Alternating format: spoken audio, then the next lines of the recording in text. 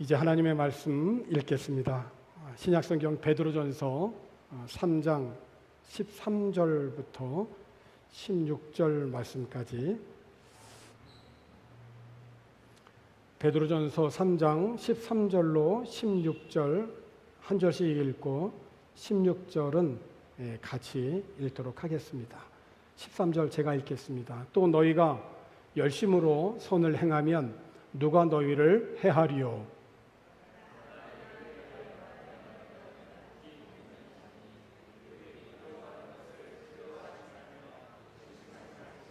또 너희 마음에 그리스도를 주로 삼아 거룩하게 하고 너희 속에 있는 소망에 관한 이유를 묻는 자에게는 대답할 것을 항상 준비하되 온유와 두려움으로 하고 선한 양심을 가지라. 이는 그리스도 안에 있는 너희의 선행을 욕하는 자들로 그 비방하는 일에 부끄러움을 당하게 하려 함이라.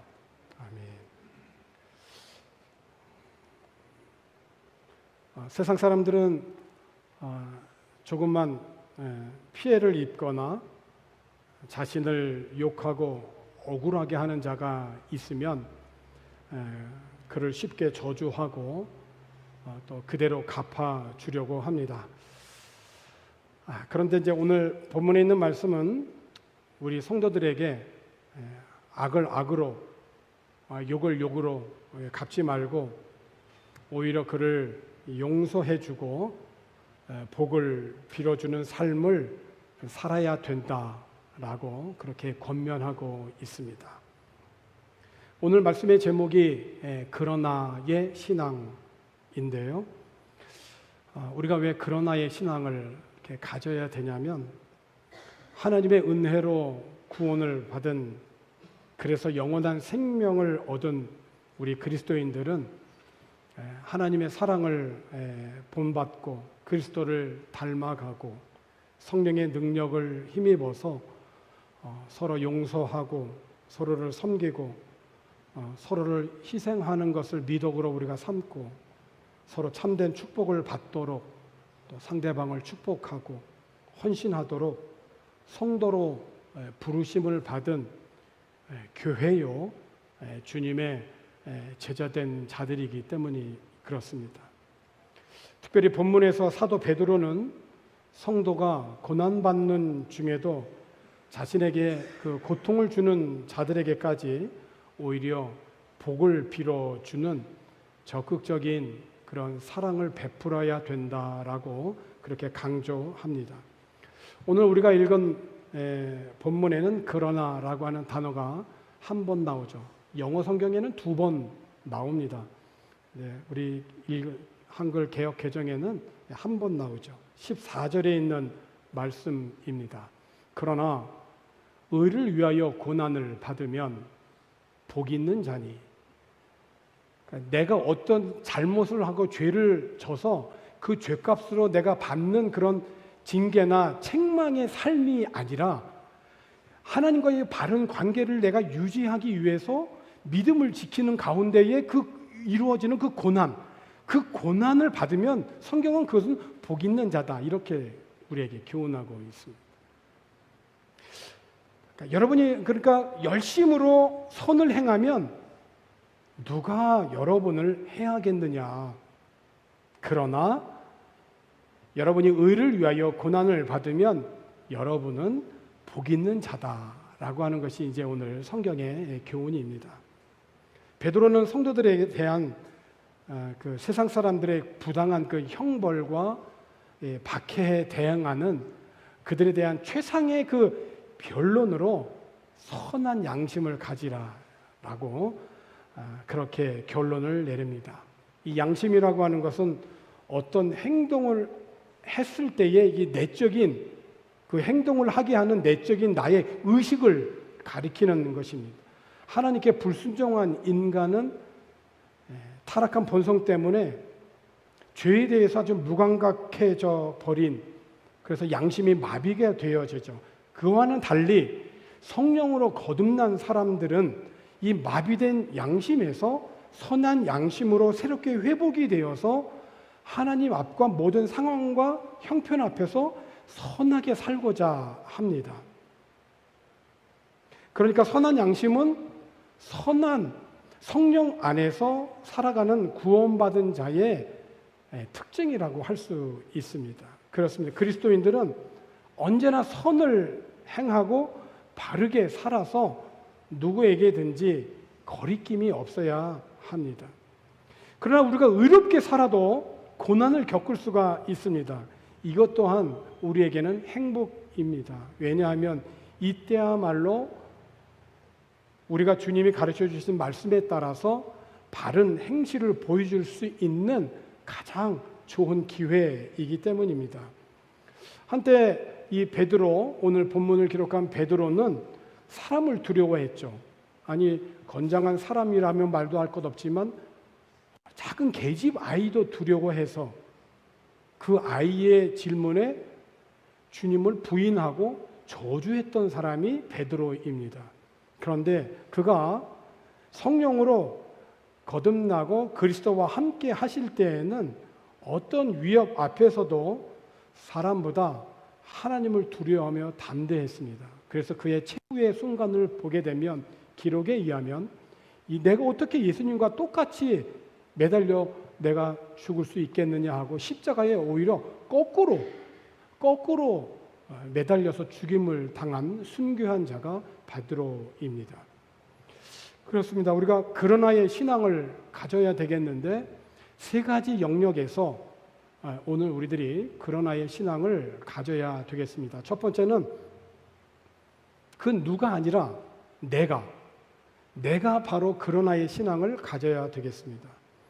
욥기서를 보게 되면 욥만큼 시련과 아픔과 고통을 겪은 사람이 있을까 싶습니다.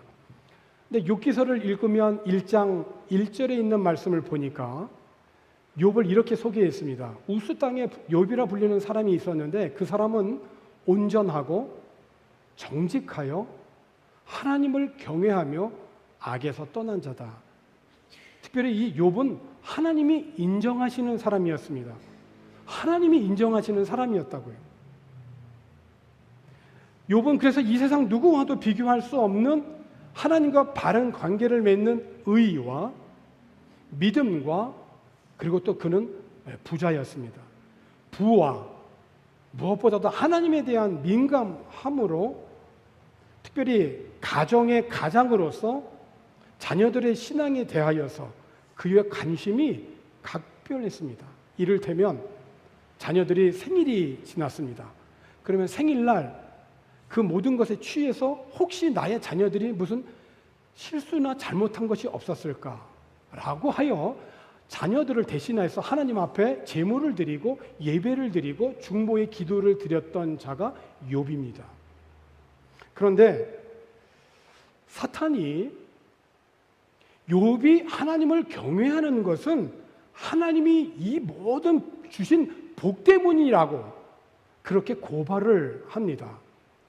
그래서 만약에 욥이 누리고 있는 모든 이 풍요로움을 빼앗는다면 그 역시 다른 사람들처럼 신앙을 버리게 될 것이라고 하는 논리로 펼쳐 나갔죠. 오늘 우리들은 어떻습니까? 나는 하나님을 섬기며 주의를 지키고 이렇게 하나님의 뜻대로 살아가는 이 믿음이 과연 무엇 때문에, 나는 무엇 때문에 이 믿음을 이렇게 이 해외에 나와서도 어떻게든지 믿음으로 살려고 이렇게 나는 힘쓰고 애쓰고 있는가? 지금 내가 만약 누리고 있는 이 모든 것이 다 어느 날 잃어버리게 된다면 그 후에도 나는 여전히 하나님만을 의뢰할 수 있는가? 사탄은 하나님으로부터 욥의 생명만은 건드리지 아니하고 모든 것을 주관할 수 있는 허락을 받고 욥의 가정과 그의 생업을 아예 그냥 쓸어버립니다. 숨을 쉴 틈조차 주지 않고 성경에 보면 그가 아직 말할 때에 3번을 연거푸 얘기해요. 집이 무너졌어요. 생업이 무너졌어요. 그것을 얘기하는 말할 때에 또 다른 사람이 와가지고 당신의 자녀가 지금 죽었습니다. 그것을 말하고 있을 때 또 다른 사람이 와서 당신의 자녀가 죽었습니다. 그 숨을 쉴 틈조차 없이 아직 말할 때에 그 재물의 상실과 청천벽력 같은 그런 자녀들의 죽음 소식에 대하여서 욥은 아주 망연자실하죠. 하지만 그는 비통하고 참담한 처지에서 일어나서 자세를 가다듬고 땅에 엎드려 하나님을 경배합니다. 그리고 어떻게 고백을 했냐면 욥기서 1장 20절 이하에 있는 말씀을 보게 되면 욥이 일어나 겉옷을 찢고 머리털을 밀고, 이게 지금 자신의 마음의 상태를 얘기하는 거예요. 겉옷을 찢고 머리털을 밀고 땅에 엎드려, 참 중요하죠. 예배했다는 것입니다. 21절에 있는 말씀을 보게 되면 이르되 내가 모태에서 알몸으로 나와 싸운즉 또한 알몸이 그리로 돌아가올지라. 주신 이도 여호와시오 거두신 이도 여호와시오니 여호와의 이름이 찬송을 받으실지니이다 하고, 22절에 이 모든 일에 욥이 범죄하지 아니하고 하나님을 향하여 원망하지 아니하니라. 순전하게 하나님만을 섬겨온 그런 자신에게 어떻게 이런 그 불행을 줄 수 있느냐고, 하나님 어떻게 이럴 수 있느냐라고 하나님을 향하여서 불평과 원망을 쏟아낼 수 있는 상황이었지만은 오히려 욥은 하나님을 찬양함으로 사탄의 공격을 무력시켰다는 거죠. 이것은 욥이 하나님을 사랑하는 것이 하나님께로부터 받은 복 때문이 아니라 마땅히 찬양을 받으실 하나님이시기 때문에 취했던 행동으로 보여주는 것이죠. 모든 것을 상실한 비극적인 그런 상황에서도 하나님을 잃지 않는다면 우리는 욥을 통하여 무엇을 배울 수 있냐면 아무것도 잃지 않은 것이다라고 우리는 교훈을 얻을 수 있습니다. 어떤 상황에서든지 하나님의 주권을 인정하는 믿음의 고백을 통하여서 하나님이 나를 향해 품고 계신 그 자부심이, 그 인정하심이 헛되지 않다라고 하는 이 그러나의 신앙을 사탄에게 보여줄 수 있는, 그래서 사탄의 이 고발을 무력하게 할 수 있는 그런 신앙이 되기를 주님의 이름으로 축원합니다. 뭐 욥뿐만이 아니죠. 베드로도 마찬가지 아니에요? 밤새도록 고기를 잡고자 했지만 한 마리도 잡지 못해요. 그래서 다 그물을 걷어들입니다. 근데 예수님이 오셔서 그물을 배 오른편에 던져보라고 합니다. 아니 베드로가 오른편 안 던져봤겠습니까? 왼편도 던져봤고 오른편도 던져봤고 앞에도 던져봤고 뒤에도 던져봤고 밤새도록 해봤을 거 아니겠어요? 그런데 주님이 그물을 던지라는 것입니다. 그때 그러나 베드로는 그 말씀에 순종하여 그물을 던지죠. 너무나 많은 물고기를 잡게 됩니다. 다니엘은 어떻습니까? 금신상을 만들어 놓고 자신을 시기하고 질투하는 모략꾼들에 의하여서 죽음을 당할 수밖에 없는 상황에 놓이잖아요, 다니엘이. 그래서 한 달만 저 보이는 신상에 절만 하기만 하면, 그리고 한 달간만 지금까지 해왔던 경건의 생활, 기도하지 않는다면, 아니 몰래 기도만 한다면 다니엘은 생명을 유지할 수 있었잖아요. 그러나 다니엘은 고백하죠. 당신이 섬긴 우상을 내가 섬기지 않을 뿐만 아니라 이 금신상 앞에도 내가 섬기지 않겠다라고 그러나의 신앙을 가졌던 거죠. 누가? 성도 한 사람 한 사람이, 오늘 저와 여러분이 그러한 그러나의 신앙을 가져야 되겠다는 것입니다. 두 번째, 나뿐만 아니라 내 주변에 있는 내 이웃들도 그러나의 신앙을 가져야 됩니다. 엘리사 선지자가 사역을 할 때에 아람 왕의 군대 장관인 나아만이 있었습니다. 그는 왕의 군 사령관입니다. 왕에게는 너무나 중요한 사람입니다. 전쟁에 나가면 나아만으로 인하여서 승리를 항상 할 수 있었기 때문에, 그러니까 하나님께서 승리를 항상 주셨다라고 성경은 기록하고 있어요. 그러니까 왕은 전쟁에 나가기만 하면 이 나아만이 승리를 하니까 나아만을 귀하게 여길 수밖에 없죠. 참으로 훌륭한 사람이었는데 다만 그는 심한 피부병을 앓고 있었다는 거예요. 그러니까 옷을 입어서 겉으로 보이지 않지만 이 피부병으로 얼마나 많은 고통을 받고 있겠어요. 그런데 아람이 이스라엘을 원정하여 기습하였을 때에 한 어린 이스라엘 소녀 하나를 붙잡아 옵니다. 포로로 끌고 와요. 근데 그 포로 아이가 자기 주인 나아만이 심한 피부병으로 너무 고생하고 있는 것을 보고 그 주인 아내에게 말을 합니다. 우리 이스라엘에 엘리사라고 하는 선지자가 있는데 그 선지자를 만나면 이 피부병을 고칠 수 있겠다라고 하는 말을 전하게 되죠. 그래서 나아만은 아람 왕의 허락을 받고 아람 왕의 편지를 받아서 이스라엘 왕을 찾아갑니다. 편지의 내용은 이렇습니다. 나아만은 내가 귀하게 여기는 사람인데 심한 피부병으로 고생을 하고 있으니 그 피부병을 고쳐주시오. 이스라엘 왕이 그 편지를 받고 깊은 근심에 빠집니다. 아니, 내가 어떻게 이 나아만의 피부병을 고칠 수 있단 말이냐고. 그러면서 생각하기를 뭐냐면, 이거는 아람 왕이 우리를 치기 위해서 수작을 부리는 것이다 라고 생각을 하게 됩니다. 그때 엘리사가 이 모든 것을 알고 나아만을 우리 집으로 보내라고 하죠.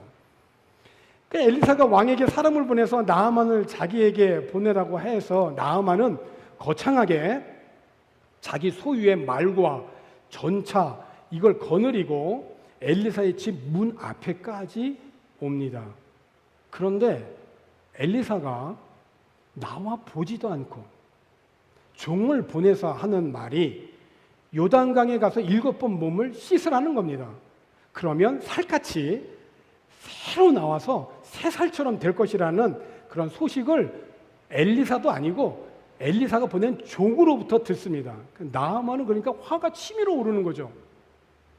발길을 돌리면서 말을 합니다. 적어도 엘리사가 직접 나와서 나를 맞이하고 하나님의 이름을 부르며 상처 위에 손을 얹어서 병을 없앨 줄 알았다고. 다메섹에 가면 아바나 강과 바르발 강이 이스라엘의 요단강보다 훨씬 깨끗하고 좋은데 거기서 목욕하면 안 되냐고. 그러면 몸이라도 깨끗해지지 않겠냐고 하면서 노발대발하고 화가 나서 거기를 박차고 나갑니다. 떠나가 버렸죠.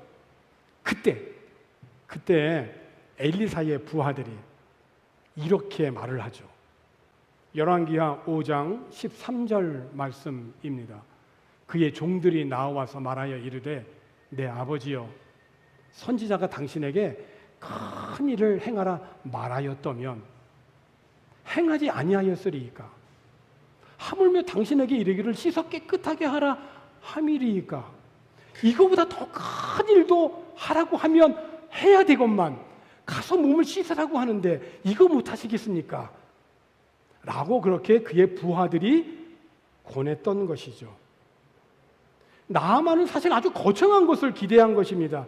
자기를 하찮게 여기는 것에 대해서 매우 기분이 나쁜 거죠. 자기는 융숭한 대접을 받기를 원했던 것입니다. 그런데 그의 부하들이 권면을 합니다.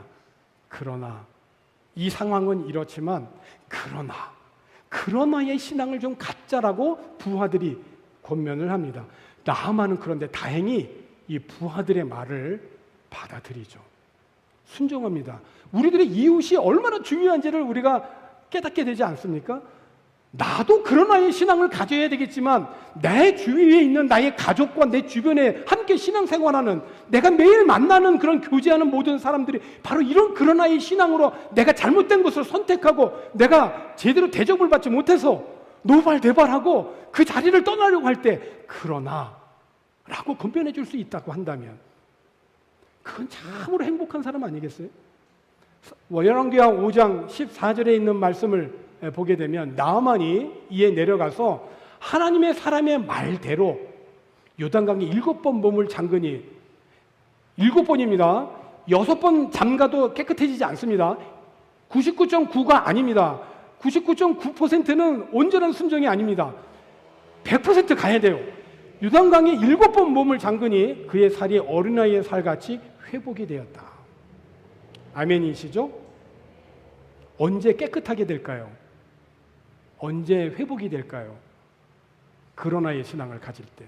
나는 이렇게 하고 싶지만 그러나 이렇게 해야만이 하나님의 뜻일 때 자기의 감정을 내려놓고 그 뜻에 순종할 수 있는 사람이 깨끗해지고 회복이 된다는 것이에요. 내가 개인적인 감정에 휩싸여 바른 판단 내리지 못할 때 나의 가족이, 나의 매일 대하는 나의 아내가, 나의 남편이, 심지어 나만의 부하들은 아버지요라고 얘기하잖아요. 나의 자녀들이 불치하면 내 주변의 이웃들이 신앙적인 권면을 할 수 있다면 그것이 참다운 신앙의 교제죠. 저와 여러분이 그런 이웃이 되기를 주님의 이름으로 축원합니다. 마지막, 우리 공동체가 이웃을 넘어 더 큰 공동체, 우리 교회일 수도 있고 우리의 민족일 수도 있고 공동체가 이 그러나의 신앙을 가져야 됩니다. 사도행전 15장 1절과 2절에 있는 말씀을 보면 초대교회 안에 이런 문제가 있었습니다. 어떤 사람들이 유대로부터 내려와서 형제들을 가르치되 너희가 모세의 법대로 할례를 받지 아니하면 능히 구원을 받지 못하리라 하니 2절에 보니까 바울 및 바나바와 그들 사이에 적지 아니한 다툼, 변론. 이 다툼과 변론이 제대로 해결이 되지 않으면 어떻게 될까요? 브로큰 되는 거죠. 분열이 되는 겁니다. 깨지는 겁니다. 일어난지라 형제들이 이 문제에 대하여 바울과 바나바와 및 그 중에 몇 사람을 예루살렘에 있는 사도와 장로들에게 보내기로 작정하니라. 초대교회가 어떤 곳입니까? 자기의 재산을 다 내놔서 교회 공동체 안에 가난한 사람이 없었습니다. 치유와 기적의 역사들이 일어났습니다. 정말 초대교회는 놀라운 역사들로 매일매일 정말 말로 할 수 없는 일들이 일어난 곳입니다. 그런데 변론과 다툼이 일어나서 정말 중요한 문제, 어떻게 구원받을 수 있지? 이겁니다. 예루살렘 교회가 아니라 저 멀리 있는 안디옥이라고 하는 이방 지역에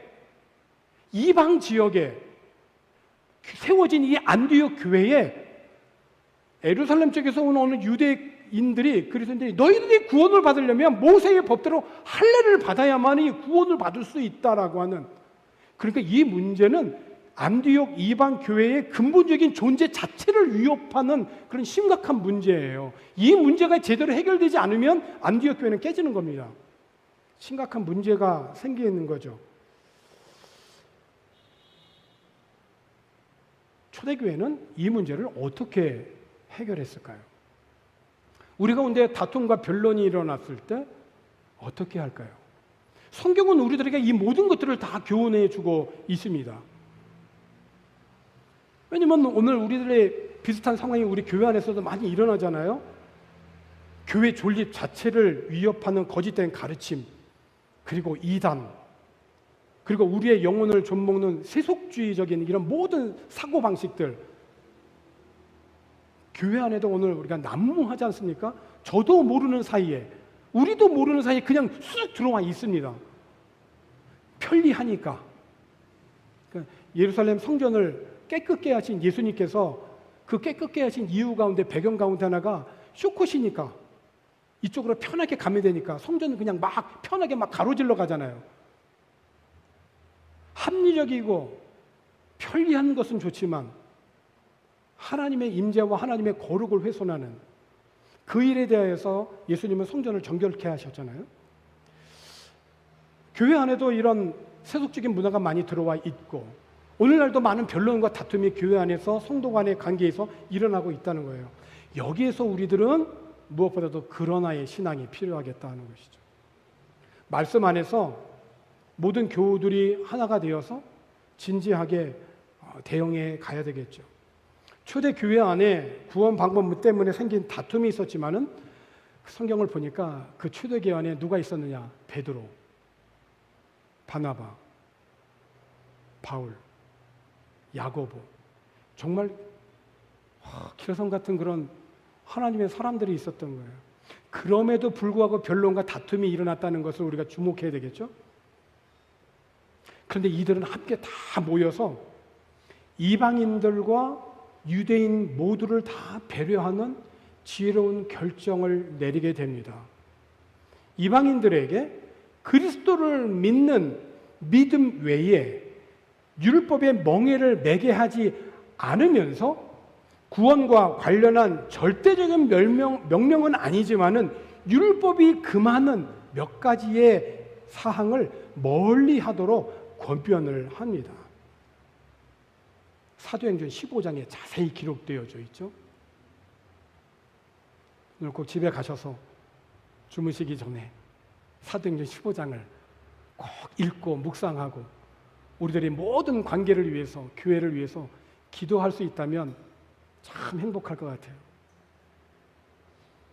진리를 세우되 사랑의 정신으로 양보하기를 요청하고 약한 자를 배려하기 위한 균형 잡힌 결정을 내려서 성경에 보니까 안디옥 교회 성도들이 예루살렘 교회의 지도자들이 보낸 그 모든 결정된 사항으로 큰 위로를 얻었다고 했어요. 그리고 기뻐했다라고 했어요. 위로와 기쁨이 있었어요. 그러니까 영광스러운 그 복음 안에서 사랑의 원리를 따라 교회가 하나됨을 이루었다라고 하는 것이죠. 지난 주 중에 우리 지난 지방에 우리 교회에서 지방회를 했잖아요. 그때 우리 제 친구 동기 목사가 와서 이제 강사 역할을 좀 해줬고 말씀을 전해주는데 그 친구가 저에게 이제 몇 가지 지난 주간에 있었던 일들을 이렇게 좀 나눴어요. 교회 안에서 있는데 갑자기 바깥에서 애들 싸우는 소리가 심각하게 들리더라는 거예요. 그런데 치고받고 막 싸우는 소리가 들린 거죠. 그런데 그때 그 교회 안에 행사가 있었는데 애들을 데리고 왔고 그 부모들이 다 교회 안에 있었대요. 다.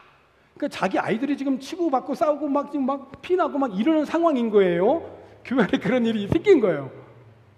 어떻게 하면 좋을까요? 다행히 그 성도님들의 어머니가 나가지 않고, 왜냐면 잘잘못을 떠나서 자기 자녀가 피를 흘리고 있으면은 감정이 먼저 확 앞서잖아요. 그러니까 자기가 나가지 않고 대신 성도 한 분을 보냈다는 거예요. 성도 한 분을 보내서 지혜롭게 그 문제를 해결하고 그리고 집에 가서 자녀들과 다시 한번 잘 정리를 했다고 하더라고요. 그래서 참 이 친구 참 목회를 잘하는 걸로 제가 알고 있었는데 참 성도들도 참 지혜롭구나. 그 목사의 그 성도구나. 이렇게 좀 깨닫게 되더라고요. 그 우리들에게 주어지는 이 복음은 죽을 수밖에 없는 우리들의 영혼을 구원하신 예수 그리스도의 십자가의 희생과 하나님의 사랑은 영광스러운 복음인 것입니다. 그 영광스러운 복음 안에서 우리들이 행해야 될 그러나의 신앙은 다른 것이 아니라 사랑의 원리를 따라 교회가 하나됨을 잘 지켜가는 것이죠. 이야기 하나 하고 마치려고 합니다. 오래된 이야기지만 어느 집에 조라고 하는 그런 노예가 있었는데 그가 아주 성실하고 일도 잘했기 때문에 그의 주인은 이 조가 비록 노예였지만 그 노예를 신뢰하였고 무엇을 하든지 그와 의논을 했다고 합니다. 어느 날 주인이 몇 명의 노예를 사기 위해서 조를 데리고 함께 노예 시장을 갔습니다. 아시겠지만 상품 시장에 노예들이 이렇게 쫙 사람이지만 그렇게 진열이 되어져 있는데 많은 그 노예들 중에서 유독 늙고 야윈 노예가 하나 있었는데 이 조가 그 노예를 한참이나 쳐다보는 겁니다. 한참을 바라보더니 자기 주인에게 요청을 하더랍니다. 주인님, 저 사람을 사시지요. 그러나 저건 너무 늙어가서 쓸모가 없겠는데 오히려 내게 더욱 짐만 될 뿐이다라고 주인은 거절을 했습니다. 그런데 조가 너무너무 고집하는 바람에 주인은 할 수 없어서 그 늙은 노예를 사게 되었습니다. 집으로 돌아온 후에 이 조는 온갖 정성을 다하여서 그 노예를 돌보게 시작했습니다. 그러니까 조의 그 이와 같은 그런 이 행동을 주인은 조가 눈치채지 못하도록 멀리서 늘 지켜만 봤습니다. 정말 유심히 지켜봤어요. 그러던 어느 날 마침내 주인이 조를 서재로 불렀습니다. 얼마 동안 너를 유심히 봤는데 내가 참 이해할 수 없는 이상하게 생각한 것이 있다. 내가 왜 그 늙고 쓸모없는 노예를 사라고 고집을 했고 정성스럽게 그렇게 돌봐주고 있는지 말이에요. 혹시 저 노예가 너의 아버지냐? 라고 주인이 묻습니다. 그때 조가 이렇게 대답을 합니다. 아닙니다. 주인님, 그는 저의 원수였습니다. 제가 어렸을 때 그는 저를 유괴해서 노예시장에 팔아 넘긴 사람입니다. 주인님과 제가 노예시장에 갔던 날 거기서 우연히 그를 보았을 때 작은 음성이 제게 들려왔습니다. 악을 악으로 갚지 말고 도리어 복을 빌라. 그러나의 신앙이죠. 이제는 제가 사랑을 베풀어야 할 그리스도인이 되었는데 어찌 그를 원수라 하여 돕지 않을 수 있겠습니까? 그래서 이렇게 했습니다. 그렇습니다. 선을 손으로 갚는 거 그건 누군들 못하겠습니까? 진정 거듭난 그리스도인의 삶이라면 바로 이런 그러나의 신앙을 가져야 되지 않겠습니까? 그러나의 신앙, 그렇게 결정하고 선택하고 행함으로 하나님이 기뻐하시는 삶을 살아갈 수 있는 저와 여러분이 되어지기를 주님의 이름으로 축원합니다. 기도하겠습니다. 그러나의 신앙으로 주님이 기뻐하는 믿음과 소망과 사랑의 자리에서 하나님의 영광을 드러내는 복되고 의로운 삶을 살게 하여 주시옵소서. 예수님의 이름으로 기도하옵나이다. 아멘.